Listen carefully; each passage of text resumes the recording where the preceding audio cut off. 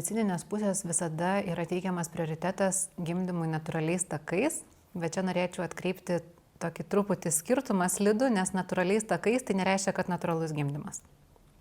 Nes natūraliais takais gali būti ir su vakuumu, ir su replėm, ir su intervencijom didesnėm, mažesnėm kitom.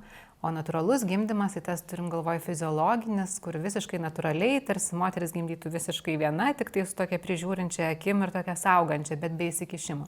Tai čia toks tai skirtumas mažytis, bet labai svarbus. Tai kai mes kalbam apie gimdymą natūraliais takais, kuris nėra fiziologinis natūralus, tai ar moteris gali pati kažkaip tai gydyti situaciją, turbūt ne, nes kai jau reikia gydymo, įsikiša gydytojai, jų tai yra kompetencija ir jie priima sprendimus, bet kas svarbu, kad tai turi būti aptarta su moterimi.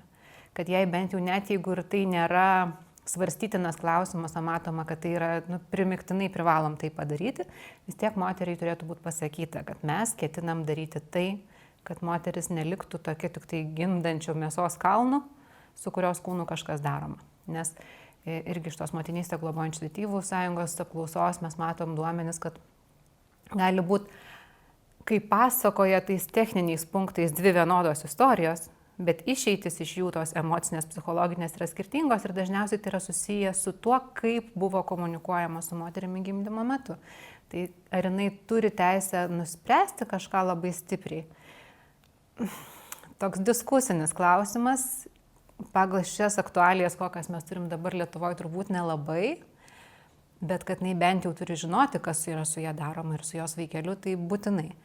Jeigu mes kalbam apie fiziologinį, ten visiškai natūralų gimdymą, tai tikrai yra moters galioje visos jos teisės ir jinai tikrai turi pati pajausti ir pati ne tai, kad prašyti, bet teikti, kad aš dabar darysiu taip, aš noriu atsistoti, aš noriu pavaikščioti.